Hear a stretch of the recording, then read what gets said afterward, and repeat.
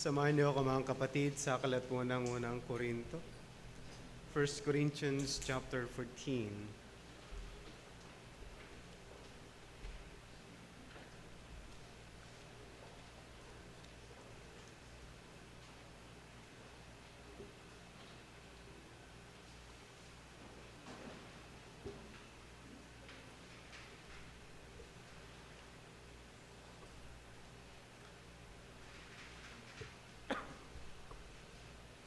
First Corinthians chapter 14, verse 20.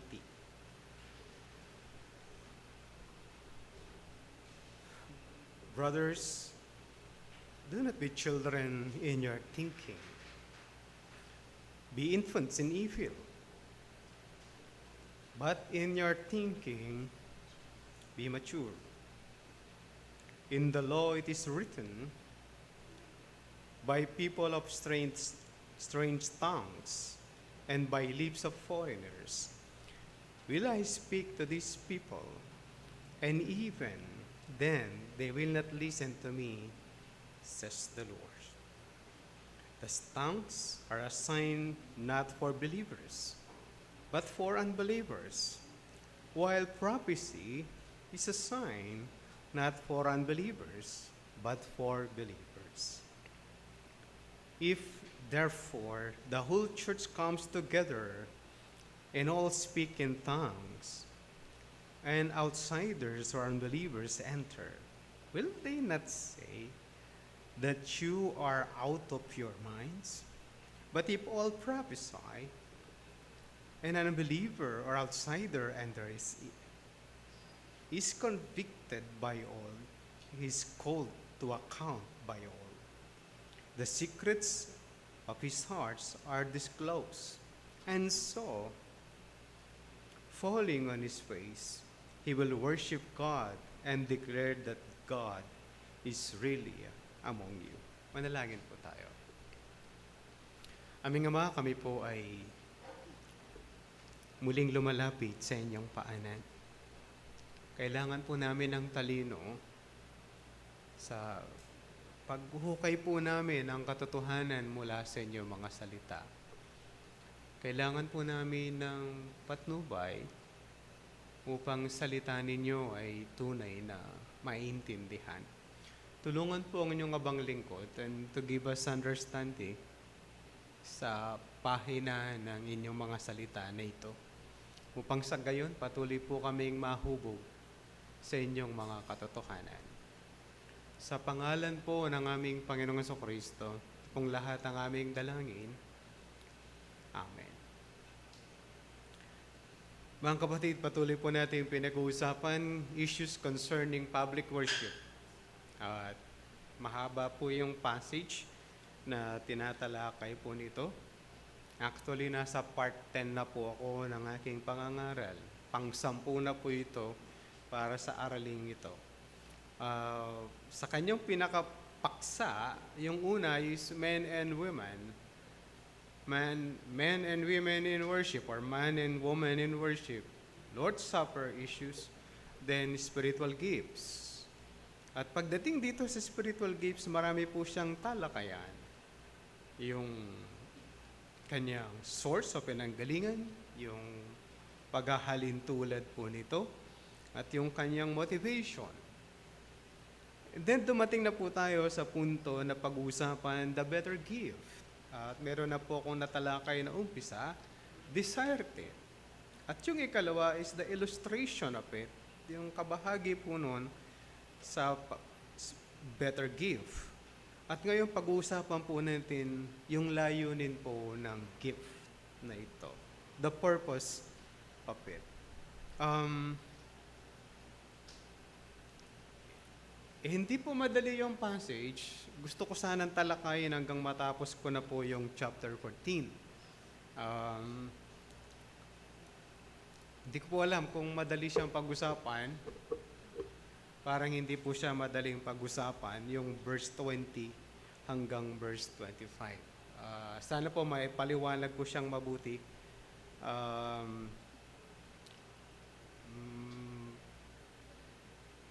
Parang sa simpleng usapan, meron siyang sariling conflict. At sariling conflict po si Paul sa kanyang pagsulat.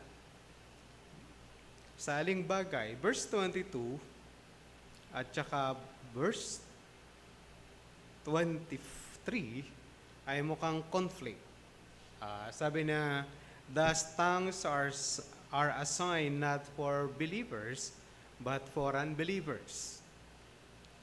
While prophecy is a sign not for unbelievers, but for believers. Ang verse 23 ay meron siyang ibang sasabihin. If therefore the whole church comes together and all speak in tongues, and outsiders or unbelievers enters in, will they not say that you are out of your minds? Ano ang problema? Ano po yung issue? Para masamahan niyo po ako sa problema, kaya sinasabi ko po ito, para hindi ako solo. Sabi niya, hindi ito sign for unbelievers. Pagdating mo doon sa verse 13, paano pag nag-gather kayo lahat, tapos merong dumating na unbeliever? Ayun po yung issue niya. May intindihan niya ba yung inyong gathering? O sasabihin niya sa inyo, kayo ay wala sa inyong kaisipan? Pagdating sa 24, dadagdagan niya pa yung problema. But if all prophesy, an unbeliever or outsider enters, is convicted by all, he is called to account by all. Yung unbeliever ay makoconvict kapag prophecy ang kanyang binigyang pansin o ng mga mananampalataya. Kung sign yung speaking in tongues para sa unbeliever, bakit nagiging walang sense sa kanya yung nasa gathering ng believers na speak in tongues? Ang nagiging mahalaga para sa kanya ay maintindihan niya ang usapin patungkol sa Diyos. Therefore, prophecy is needed. Kung pang-unbeliever ang tongues, prophecy naman pala yung mas nakakatulong sa kanya. Ano na ang problema natin? Anong problema natin ngayon doon sa tongues? Bakit para sa kanya yung tongues, pero hindi ka pakinabang sa kanya ang tongues o speaking in tongues? Intindihan niyo yung problema ko. Problema ko lang sarili to. Ganito po yung sinasabi niya, no? Sabi niya, Paul, yung speaking in tongues ay signs para sa unbelievers. Pero sabi niya, pag nagtipon kayo at nagsalita kayo lahat sa tongues, yung unbeliever na umattend sa inyo, sabi na nasisiraan ng ulo yung mga tao dito. Yun po yung isang problema. Pero sabi niya, yung prophecy ay sign for believers, not for unbelievers. Pero mas ma-appreciate ng unbeliever yung prophecy more than tongues. Dahil doon, sabi niya, makukonvict siya sa kanyang kasalanan dahil narinig niya ang prophecy at naunawaan niya ang kanyang kasalanan. Kaya parang pinapakita mas mahalaga yung prophecy. Ang problema ko po is they call it the sign for unbelievers, yung tongues. Tapos ang naging kapakipakinabang sa kanya ay yung prophecy. Magulo po ako, ano? Sana hindi kayo maguluhan as I move on. Dahil po dito, hindi ko tatapusin hanggang matapos po yung chapter 14. Yun lang po yung aking tatalakayin. Verse 26, verse 20 hanggang verse 25. Okay po? Pag hindi nyo po naunawaan at meron kayong mas malinaw na explanation for this, kausapin nyo po ako mamaya to give the idea. Anong meron sa verse 20? Sabi niya, brothers, ito na naman yung pagsulat ng manggagawa ng Diyos in pagsabi sa kanila na sila ay mga mananampalataya, inihatid sila ulit sa usapin, mga kapatid. Ang sarap ng linya, di ba? An apostle is writing to a church na marami sa mga pastor ayaw magkaroon ng ganitong simbahan. By the way, hindi po to simbahan na parang unique. Yung Corinthian Church ay unique church. Siya lang sa buong mundo ang may ganyang problema. Hindi po. Minsan may nakausap akong mananampalataya, kinukwento na yung simbahan na daluhan niya. Sabi na, yung simbahan na daluhan ko, pastor, ay malala. Ano nangyayari? Nagbabatuhan ng baso sa church, sabi. Hindi po nagpapasahan, nagbabatuhan ng baso habang sila ay nagmi-meeting. Kaya kung galit kayo sa Corinto, pastor, pangit yung Corinth. There are churches like sa panahon po natin na mayroon pong mga ganitong mga issues din na malalaking problema. Sometimes it calls pride. At kung bakit may umaalis, I don't like that kasi matatapakan ang aking pride. Yung choice ko at gusto ko ay hindi napapangyari. Isa po yung mga problema na meron sa Corinth.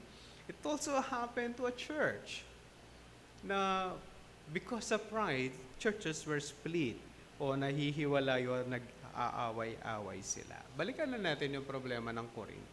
Sabi na mga kapatid, do not be children in your thinking. Ano naman yung problema natin? Ako lang may problema. Samahan niyo ako para pare-pares tayo may problema. Sabi na, do not be children in your thinking. Be infants in evil. Di ba, no? Laki ng problema ni Paul. Tapos dinamay tayo. Sana may nadali na lang niya yung kanyang usapin. Kaya lang ganito niya po sinulat. This is important at makakatulong para sa kanya mga sinusulatan na mga taga-Korinto. Kaya may context po lagi sila. At hindi natin pwedeng sabihin, sana ganito niya ginawa. That is in his context. Sa kanyang panahon, this is the best letter para sa kanyang mga kapatiran na taga-Korinto. Do not be children in your thinking. Wag silang maging bata o batang isip. Yun yung ibang mga linya po nito eh. Sabi niya, sa Tagalog, ganito po nilagay, mga kapatid, huwag kayong mag-isip bata. Di ba? Huwag kayong mag-isip bata. Sa usapin natin, huwag kayong batang isip pagka nag-aaway po yung dalawang matatanda. Para kayong batang isip kung mag-away at mag-usap. Ganito po yung pinag-uusapan at kalagayan po nila. They're fighting. Why is it? Why is it ganito ang kanyang sinabi, na sinasabi, huwag kayong maging isip bata.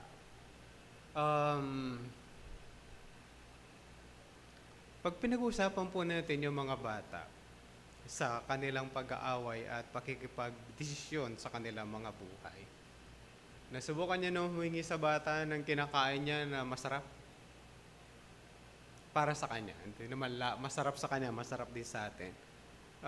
Masarap yung kinakain niya, tapos kukunti na lang yung kinakain niya, hihingi ka pa. Nasubukan niya na yon, pakukuhanin ka niya, it's either pakukuhanin ka niya sa lalagyan niya ng plastic o ng pagkain, o bibigyan ka niya. Nasubukan niya na po yon. Kukuha siya, bibigyan ka niya ng isa. Isa pong technique po yon, para isa lang talaga mapupunta sa'yo. O kaya, pakukuhanin ka niya, pero pipisilin niya yung ilalim. Nasubukan niyo nang kumuha sa ganon. Gusto mo ba? Sabi niya. Tapos yung sa ilalim, pinipisil niya. Pastor, baka hindi malaglag. Sabihin ko sa inyo, yung pisil niya, talagang isa lang makukuha mo doon. Alam niya yun. Malala, pag kumuha siya, tapos iabot niya sa'yo, nagmabagandang loob lang siya, pero sigurado yon, isa lang sa'yo. Sa hiningi mo, isa lang. Meron namang nagsawa na siya, ibibigay na lang sa'yo pati balot. Ito yung problema po natin with children. Akala natin kasi matatanda lang ang may pride. Akala natin minsan matanda lang yung maramot. Even children have that attitude. At tapos, payabangan ng bata. Alam niyo ba? Alam niyo naman, di ba? Nung panahon namin, pag hindi ka manalo sa usapin, ang sabihin mo, period. Huwag kang magdadalawang period kasi may kadugtong yun. Isa lang dapat. Kaya lang yung kalokohan ng mga bata. Period. Sandali, may kadugtong pa yan pagka tatlo na siya. Kailangan isa lang para walang kadugtong. Period. Pero para mag-away pa rin kayo at may stress mo yung point mo, period. Tas payabangan, who is the best? Kung, alam niyo ba yon? Ito po yung gustong sabihin ni Pablo. Ang issue ng Korinto is makasarili. Ang sinasabi niya, huwag kayong parang batang mag-isip na makasarili, na mayabang. At yung bata minsan, pipilit lang ng sarili niya, yung gusto lang niyang gawin, ang gusto niyang gawin at gusto niyang mapangyari. Okay, so huwag kayong ganun, huwag kayong isip bata. Patungkol po ito sa sin o sa kasalanan. Tapos ilalagay na naman tayo sa isang usapin, be infants in evil. O, sandali lang. Sabi mo kanina, sabi ni Paul nung una, do not be children in your thinking. Pagkatapos, sabi na maging bata kayo sa kasamaan. Problema no? Kaya lang mga kapatid, magaling po yung pagkakalagay ng English Standard Version. Yung sa nilagay niya ay children, yung ikalawa ang nilagay niya ay infants. Tatagalogin, titingnan po natin sa Tagalog, it can help. Sabi na mga kapatid, huwag kayong mag-isip bata. Sa kasamaan ay maging sanggol kayo. Ang ganda, no? At least may clear line tayo. Children, which means mukhang may pag-iisip na yung bata. Siyempre, hindi pa siya kasing matured ng matatanda, which is i-detail niya mamaya. Tapos, ang ginamit niyang pangalawa, hindi na po children. Infants. Pag sinasabi nating baby o infants, masyadong maliit pa po yun. Pag pinag-uusapan ang kasalanan, ang sinasabi ni Pablo, hindi maging children. Ang sinasabi niya, maging infants o maging inosente patungkol sa kasalanan. Dahil ang mga taga-Korinto ay magaling sila sa issue ng sin at magagawa po nila ng paraan kung ano ang usapin patungkol sa kasalanan.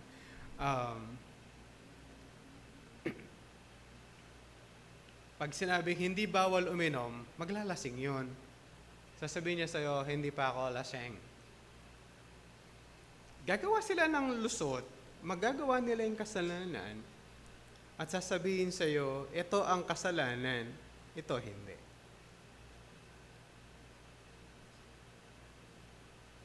Parang sa kahit Pilipino ganun din eh. Pastor, hindi bawal uminom ng alak. Oh, totoo po yun. Hindi bawal uminom ng alak ang mga Kristiyano. Pero hindi na sinabing uminom ka ng alak. Sinabi na hindi bawal. Hindi pala bawal, then pwede tayong uminom ng alak.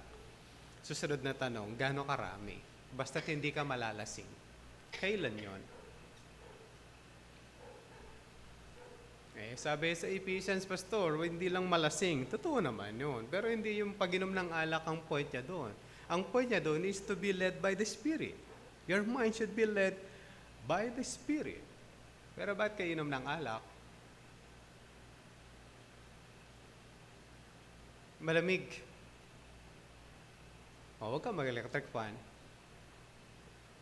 Para uminit, Pastor.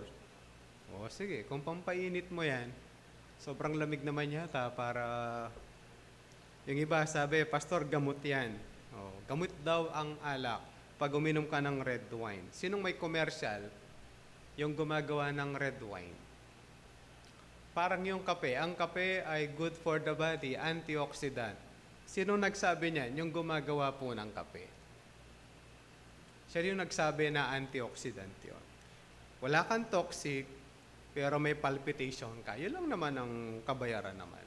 Kaya pag pinag-usapan po natin ang mga taga-Korinto, they know how to do it. At kung paano nila lulusutan yung mga kasalanan, dun sila mature. Yung sinasabi ni Apostol Pablo, pagdating sa kasalanan, maging inosente kayo. Hindi yung gagawa niyo pa ng paraan how to make way ang bagay na yun, na lulusutan niyo pa yung kasalanan. Okay? Lalo ng issue nila dito, mga kapatid, payabangan sila, sino yung sikat sa church? I have a better ministry than you. I have better yung aking ginagawa kesa sa'yo. Minsan hindi naman sinasabi yun, but simply they take pride on it. Without me, you can't do nothing. Linya po yun para sa Diyos, pero yung mga mananampalataya, ginagamit yan. Pag wala ka, ako, di kayo makakapagsimula. Siyempre, dahil part ka ng team, of course. Pero pag gano'n ang thinking mo, you're like the devil. Not yung pride ay sukdulan that you want to be like God, like the king of Tyre. Na gusto mong kapantay mo ang Diyos, tuloy yung Tyre hanggang ngayon, hindi mapakinabangan yung kanyang bayan kahit na siya ay tabing dagat. Ito yung bayan na tabing dagat na hindi na umasenso at halos hindi na pwedeng pamuhayan ng mga tao because of the pride of their king. Dahil yung kanilang hari, gusto niyang kapantay ang Diyos. At nung ibinagsak siya ng Diyos in the time of the Lord Jesus Christ, alam niyo ba, natabing dagat po yun at marami naman silang makukuwang isda sa kanilang dalampasigan. But still, Tyre and Sidon are useless countries.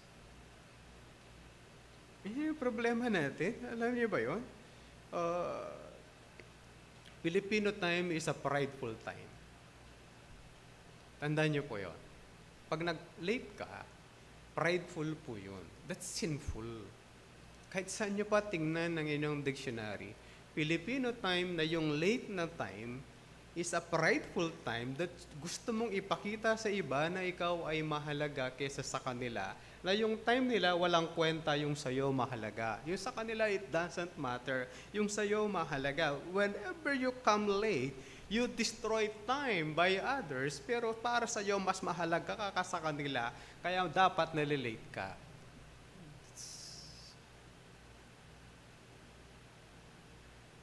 Unless otherwise, it is providential. Providential, wala kang magawa at yun ang nangyari. Malilate ka talaga dahil traffic. The late Brother Remy humbled us sa ganong bagay. May meeting kami, tapos hinintay naman kami dumating. Late kami. Dalawa lang silang maga sa meeting. Pagdating namin, kain na kayo. Sabi, kumain kami. Umuwi na tayo.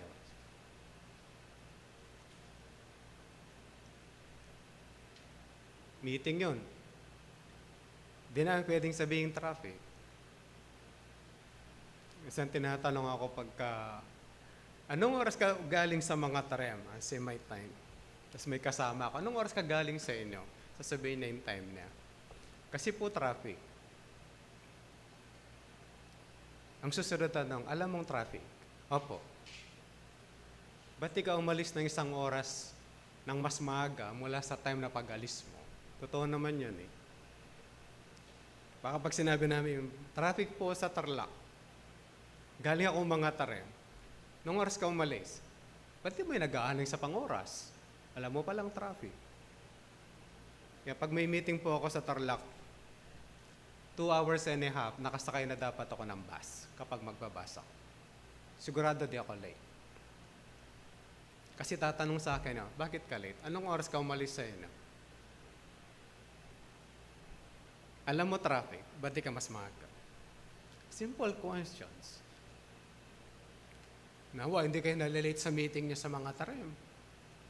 Anong oras na? Anong petsa na? Mga kapatid, sometimes you battle with that unless it is providentially hindered. Hindi ako makaalis kasi sana naman acceptable yung dahilan. Kaya mga kapatid, hindi nilulusutan ng kasalanan. Alam mo yun? Ang mga late pa naman, di humihingi ng apology. Sorry, kasi di ko na uulitin. Hindi na sasabihin nyo kasi ulitin niya ulit next meeting eh. Kapag hindi niya sinabi ng sorry, hindi ko na at walang kadugtong na hindi niya uulitin niya yun. Let's pray. Alam niyo ba yung we battle with that? Unless it is providential, brethren, unless it is providential, we can't do anything about that. Nasabi na, but in your thinking, be mature. Sa inyong pag-iisip, sa inyong pamamaraan ng pamumuhay, dapat mature kayo. Mahalaga ang Alam niyo yun? When, na-illustrate ko na noon ito eh. Pag tinatanong mo yung mga pastor gaano karaming membro sa simbahan, they will tell you a lot of people. Pag minsan po naimbitahan ako sa isang simbahan na in part of the GBC, doon lang naman ako malagi naimbitahan. Naimbitahan po ako sa iba. Hindi ako makakuha ng ibang invitation kasi ako lang nagpipreach lagi sa church. Hindi ko pwedeng sabihin, on this day I can preach. Pag karoon po ang pagkakataon, tinatanong ko, gaano karami ang audience? Hindi po kami nagtatanong gaano karami simple yung membro kasi depende po sa attire na isusuot. Merong time na si Dr. Edilberto Bansuelo was invited by GIL para mag-speak. Sabi niya kay Brother Eddie Villanueva, sino yung audience ko? Sabi niya, yung mga pastors lang po namin.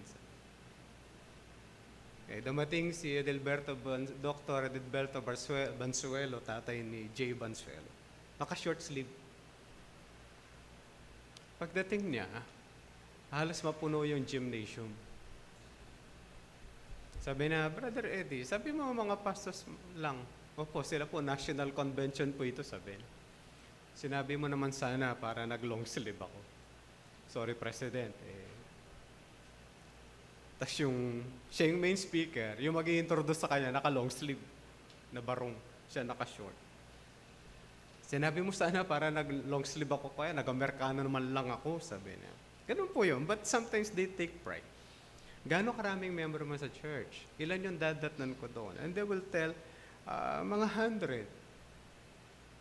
Tapos pagdating mo doon, wala pang 30 yung tao, Tapos, naka-long sleeve ka, naka-necktie, tapos naka-Amerikana ka. Pinapantay lang po yun, but sometimes they take pride. Ganito po karami yung mga tao. Alam niyo ba yun? Kahit noon, meron kami narinig, nag-preach. Sabi niya, ilan po yung membro niyo? Mga 400. Yung church po maliit pa dito. Nung madaanan po namin yung simbahan, maliit pa dito. Siguro kalahati lang po nito yung church. Kalahating ganyan, tapos mas maikli. Sabi na, paano kakasya kaya yung 400 dun sa church pag Sunday?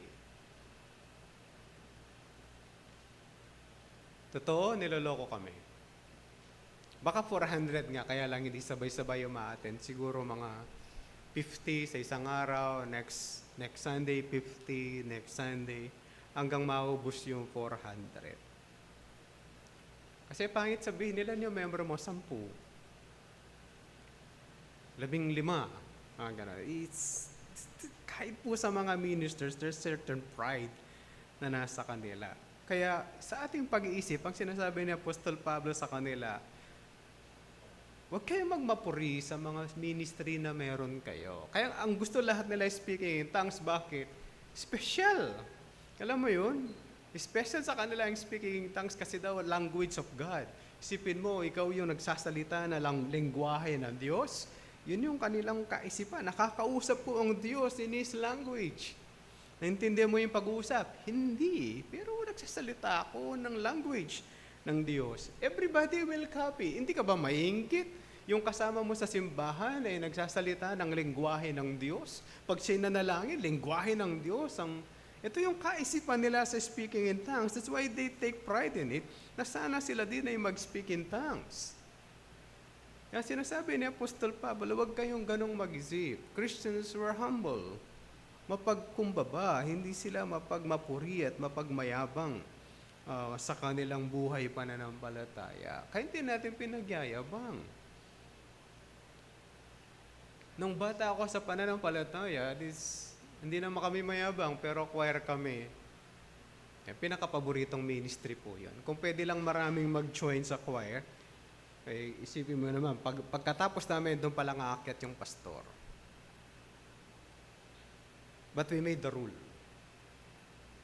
When we sing, do not clap. Ilang po yung role namin. Huwag kang papalakpak after we sing. It is worship. Don't clap. Kahit maganda yung pagkanta, hintayin yung mag-year-end fellowship and then you clap. On the day of worship, hindi niyo papalakpakan ng choir. You simply let the preaching be heard. Kahit po si Philip Webb, isa ay isang singer at Pavarotti of the United States of America. Kapag magpipreach si John MacArthur at wala ng oras dahil na-late ang lahat, sasabihin ni MacArthur kay Philip Webb, nung nabubuhay pa si John MacArthur, huwag ka nang kakanta. Ganon din sasabihin ni Phil Webb, sasabihin niya, Pastor, I won't sing. You preach. Pwede na sabihin, ang taas ng bayad sa akin pagkakanta, ayaw mo akong kumanta. Hindi na pwede sabihin yun. At hindi rin niya sasabihin. They give way for the word of God. Sasabihin na, Pastor John, we're late. Do your part. At hindi pag-uusapan nila na may laking issue yun. Kahit na yung tao bumiyahe ng Europe, pupunta ng Amerika para mag-preach, gumastos siya ng, alam mo yun, $1,000, 1,000 pabalik. Kung may concert siya, babalik siya ulit doon at kakanta siya doon. Hindi siya kakanta pag wala nang time. Sasabihin ni John MacArthur, Phil, wala nang time. Or there's no more time. Sabihin ni Philip Webb, you preach. O, pagkatapos doon, uuwi na siya ulit ng Europe para mag-concert. Ganun po, alam mo yung humility, hindi yung gumastos akong 2,000 rito, $2,000,000, kakanta ako. Sabi niya, no. Walang time.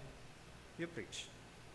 Ganun po yung, alam niyo yung humility ng dalawa on how they do things. Ganun din dapat tayo sa ministry. Huwag magpayabangan. Ito, alam niyo yun, ako ito. Ito yung kaya ko. Kung wala ako, di nyo magagawa yan. Subukan mo lang. God will replace you. God will replace you. Great men have died. God replaced them. Hindi pwedeng sabihin ni Charles Haddon Spurgeon, I am the prince of preachers. Hindi mo ko pwedeng patayin. Actually, linagyan siya ng gout. Kahirap na hirap po yung pag-aakyat sa pulpit. Hindi pwedeng sabihin. Hindi rin pwedeng sabihin ng iba, I am a great one. You will be replaced eventually. Kaya i-maximize na natin yung time natin in the ministry. Then maging mature tayo sa kaisipan natin, huwag tayong magmapuri o magmayabang. And then in verse 21, ito na po yung big deal. In the law it is written, by people of strange tongues, and by the lips of foreigners will I speak to these people, and even then they will not listen to me, says the Lord. Mga kapatid, pag tinignan niyo po yung cross-reference po ng mga Bible po ninyo, I think taglagay po siya at kung saan po yan mahanap. Nandiyon po yan sa Isaiah chapter 28. Samahan niyo po ako, sandali.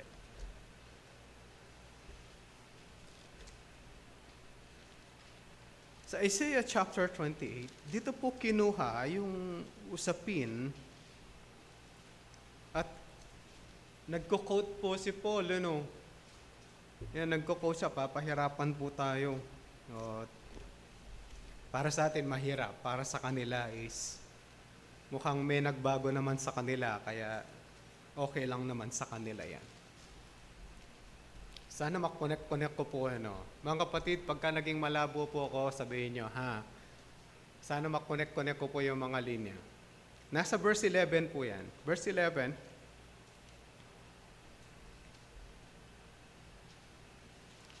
hindi to direct quote, as in line for line, ang pagkakalagay. Ano po, hindi siya, ganun po sila pag nagko-quote. Kasi nagko-quote lang yan by their mind. Baka ini-imagine nyo, Pastor, kamukha ba yan sa atin? May hawak sila ng Bible na tapos magko-quote. Hindi po. Ito po yung galing po ng mga Kristiyano in the past. From the brain. Okay. Galing po yan sa kaisipan ni Apostol Pablo Sasabihin niya sa iyo, ano yung nakalagay doon sa Old Testament. Ganun din po yung ibang mga apostoles, o yung mga writers ng Bible. Ganito po, nung isinusulat po nila yung New Testament, halimbawa si Paul nagsulat, wala po ito dala-dalang kopya ng Old Testament. Kamukha nito na hawak-hawak mo lang na ganito. Kasi kung meron po siya, meron siyang 39 books, scrolls na bubuksan at hahanapin po niya kung nasa. Wala pa naman verse and chapters noon.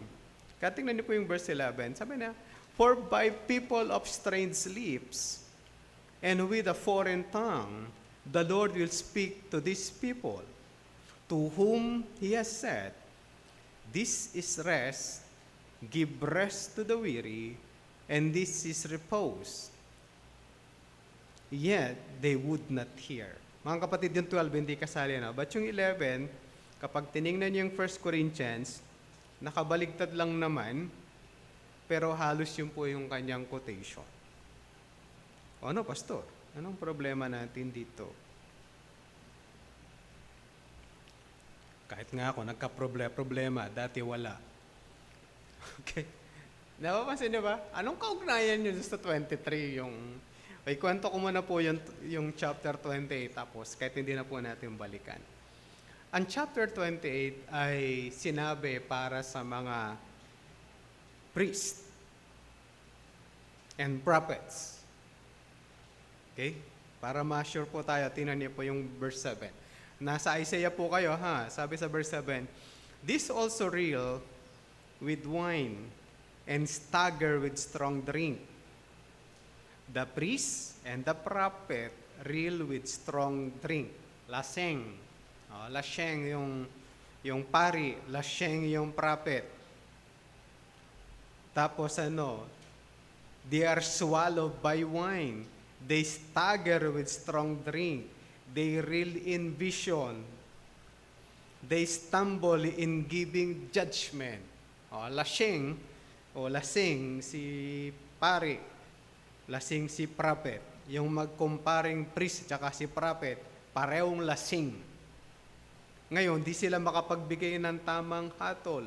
Sabi pa niya sa verse 8, "For all the tables are full of filthy vomit with no space left." Yung buong mesa, puro suka. Na-imagine nyo yung itsura ng mga lasing na to.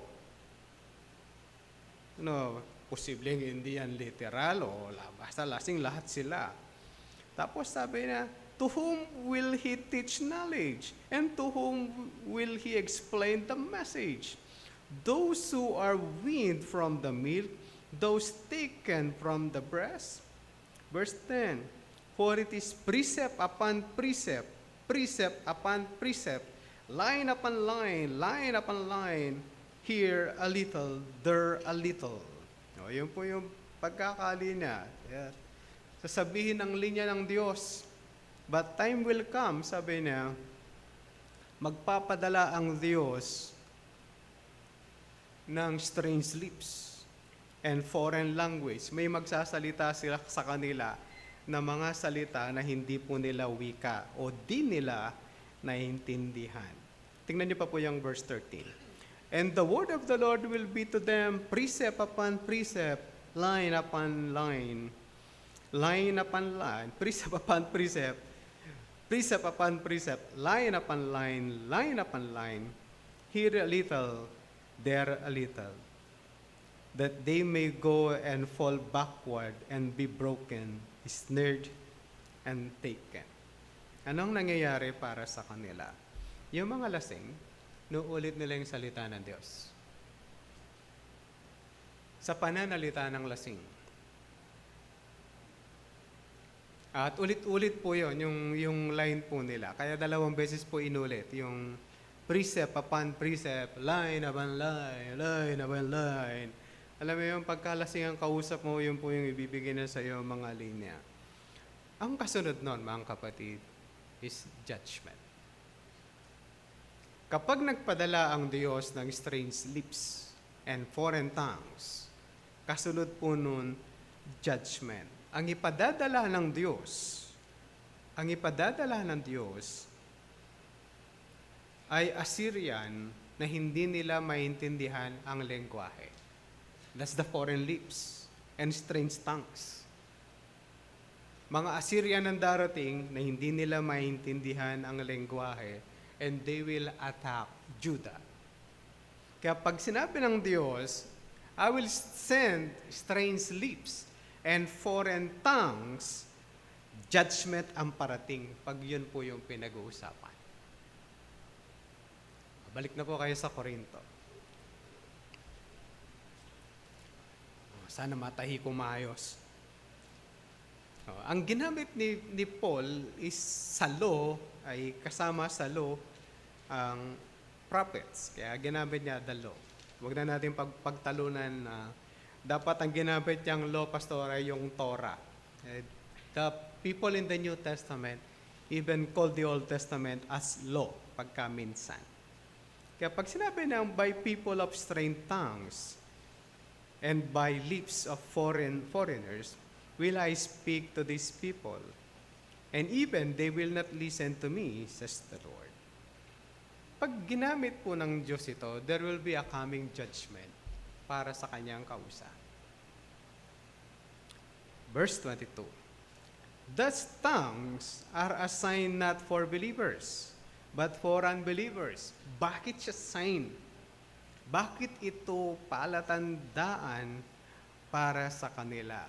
Subukan po natin sa Tagalog. Kaya nga, ang mga wika ay tanda, hindi para sa mga sumasampalataya, kundi sa mga hindi nananampalataya o mananampalataya. Alang ibig sabihin, kapag strange tongues ang dumating, mga kapatid, it is judgment. Ang kasunod, kapag nakita ito at narinig ng mga unbelievers, yung tongues of strange lips and foreign tongues, aasa na mayroong parating na judgment for unbelievers. Why is it hindi para sa mga believers? Ang mga believers, kahit makarinig po sila ng tongues, hindi na sila matatakot sa judgment. Why? Dahil sila'y mananampalataya at bayad sila ng Diyos. Kaya palatandaan po ito that there will be a coming judgment para sa mga unbelievers. Pero, bago po dumating yung foreign tongues, nagsabi muna si Isaias ng malinaw na mensahe para sa bayan ng Huda. Dahil ayaw nilang tumalima, nagpadala siya ng tongues. Mga kapatid, hindi ito nagpadala ng tongues. Kamukha sa Pentecost, dumating po yung Assyrian, iba ang lengguwahe, and they will attack them. Alam niyo ba yun? Pagka pumunta kayo sa isang lugar, tapos wala kayong naintindihan? Para nung pumunta kami ng Dipolog, buti may Tagalog, tsaka English. O-order ka sa Jollibee, ni Bisaya man, hindi namin maintindihan. O, titinginan kami. Pipilit namin Tagalog. Then, minsan masasakyan na nila na hindi kami Bisaya. Tatagalogin na nila, ay salamat, tatagalog. Kahit po nung una ako dito, bumili ako ng fluorescent. Siyempre, nagtanong ako kung may fluorescent. Tapos sinabi, tapos tinanong ko kung ilan. Ano kayang sinasabi niya? Sabi ko. Hindi ko alam kung ano. Sabi ko, tapos sinulit niya, dua? Sabi na. Ano kayang dua? Tapos balik ako kay Kuya Roger, anong dua? Alam niyo yun? Hindi ko maintindihan. And I struggle with that. Buti sa palengke, Sister Gerlin, naiintindihan niya yung Pangasinan. Marami nagtitinda sa palengke Pangasinense. Naiintindihan niya yung salita. Ako hindi, I struggle with it. Mahina talaga ako sa language. Pag sinabi natin yung strange tongues, language ito na hindi nila naiintindihan, pero lengguwahe po siya. Okay, yun po yung problema nila. There will be a judgment. Sign ito para sa unbeliever that there will be coming a judgment. Even there, ang mga Hudyo hindi sila naniwala at hindi sila nakinig. Ang problema na meron tayo sa Korinto, yung language ay sobrang hindi naiintindihan. Yung kanilang ginagamit. Kaya sinasabi niya, sign ito of coming judgment.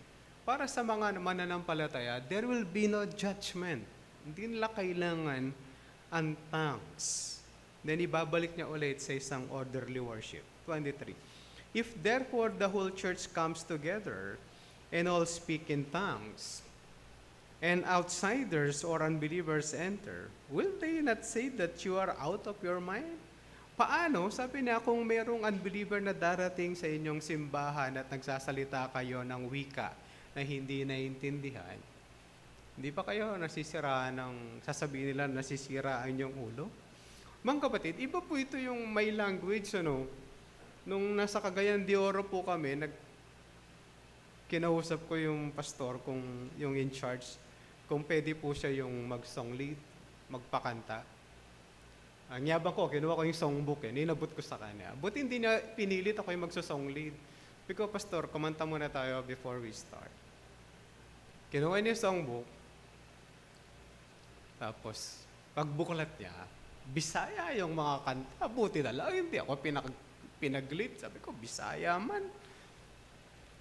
Then, pastor, modern, sabi niya. Modern yung kanta, alam ko na yung kanta. Wala doon sa hymnbook. Tinawag nila yung isang pastor na magaling magpiano. Kaya, pastor, ikaw ang tumugtog. Kakaintindihan naman sila. Nung kumanta sila, Bisaya man din. Alam niyo yun? Alam namin yung tone sa English. Alam namin yung lyrics sa English. Pero di namin alam yung paglinya kada. Alam mo yun, hindi po ganun. Alam naman namin na language po yung kinakanta nila. Iba po yung pinag-uusapan na yung tongues dito sa mga taga-Korinto. Yung nagsasalita sila na walang nakakaintindi, kahit yung mismo nagsasalita, hindi niya naintindihan. Tapos darating yung unbeliever doon, ano sasabihin niya? Mga siraulo yung mga to, nagsasalita. Alam niyo yung pagka nakita niyo yung baliw na nagsasalita, yung tinatapon dito. Minsan malungkot sa Maynila, nagtatapon sila ng mga may problema sa kaisipan, dinadala sa probinsya. Alam niyo ba yon? Wala naman dating ganun. Bakit naglalakad dito yan eh? Sa Tarlac, merong 2 baliw, siguro wala na sila Alam nila namin saan nakatira yung 2. Hindi naman sila mag-aano. Yung isa, Donato ang pangalan, na baliw daw siya sa kakabasa ng Bible. Pero maraming alam hindi po sa Bible, Kahit sa ibang usapin, marami siyang alam. Tapos merong isang babae din na baliw. Alam namin kung taga saan po yung 2.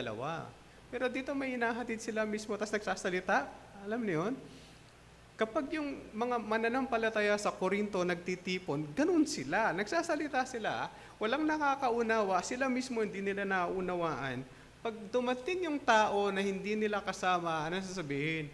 Mga siraulo pala yung mga tao dito. Nagsasalita, hindi man nila naiintindihan sinasabi.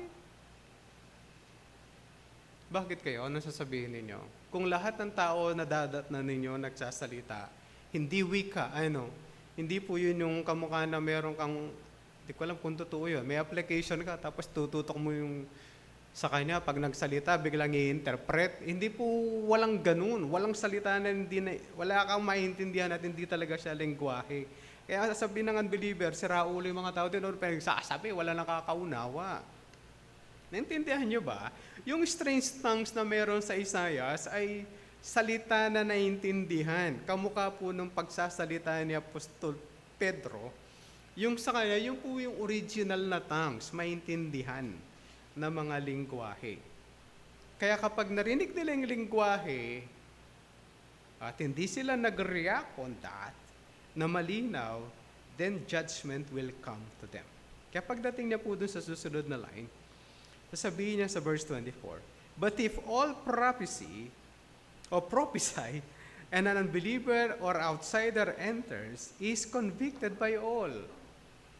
Pag yung mensahe malinaw, pag malinaw ang mensahe ng mga tao, makukonvict siya at i-call account kung anong kanyang nagawa sa balat ng lupa. Then in 25, sabi na, the secret of his hearts are disclosed. And so, falling on his face, and he will worship God and declare that God is really among them. Ano ang punto nito, mga kapatid? Kapag yung mensahe malinaw, baka yung unbeliever na antid, makukonvict sa kanyang kasalanan. Uy, ganun pala karaming aking kasalanan against my God. Yung pala ang aking kasalanan na nagawa sa harapan ng Diyos. Then makukonvict po yun. Then he or she will act. Na-offend ko pala ang Diyos sa aking mga kasalanan.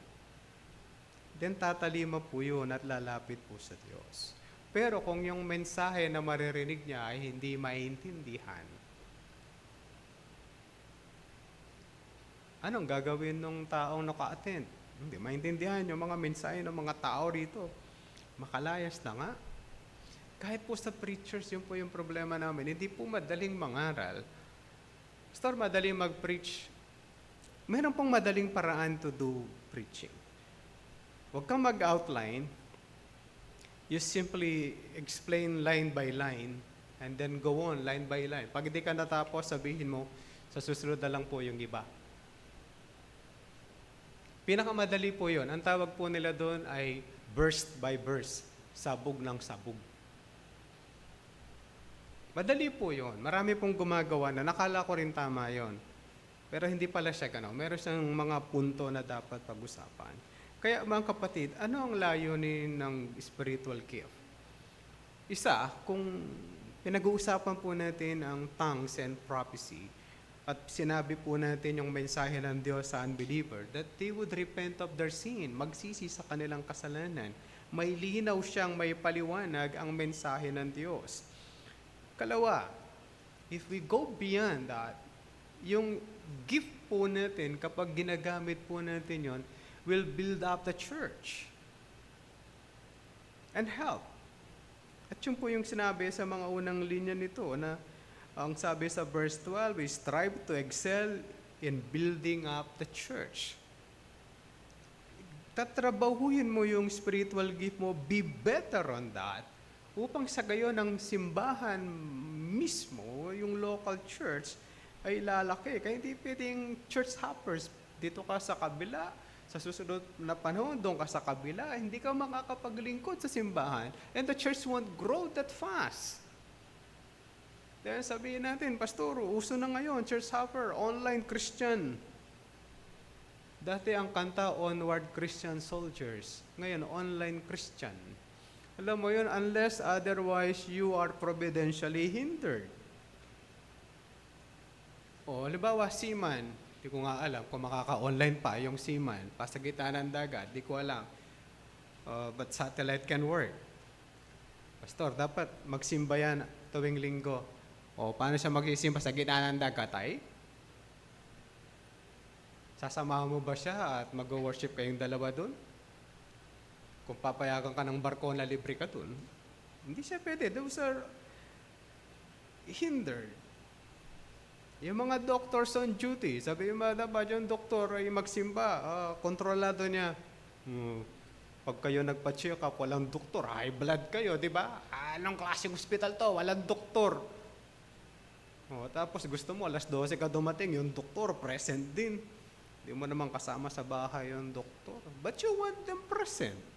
Ganun po yung trabaho nila. Yung mga sundalo, yung mga pulis, they're providentially hindered. We can't do anything on that. Kaya online soldiers muna sila. But mga kapatid,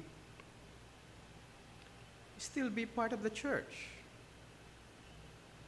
Para makapaglingkod ka dito and do your best. Kaya mga kapatid, kumusta yung ministry natin? Are we doing what is best? Sa gift na ibinigay ng Diyos sa atin. For His glory and for the growth of the church. Huwag po tayong magyabangan kamukha ng taga-Korinto. They've been humble. Naibaba na po sila. Ganon din sana tayo. Maging mapagkumbaba sa mga ministry at paglilingkod po natin sa ating Panginoon. Manalangin po tayo. Panginoon, salamat po. Salamat po sa pagpapaalala niyo sa amin na ang halaga po ng propesiya at hindi po payabangan sa gitna ng simbahan. Tulungan kami na makapaglingkod po kami sa inyo at maging kaaya-aya sa inyong harapan. Tulungan po ang bawat isa sa amin na magawa po namin ang lahat ng aming makakaya to serve you and to glorify you sa aming mga buhay. Sa pangalan po ng aming Panginoong Jesucristo, ito pong lahat ang aming dalangin. Amen.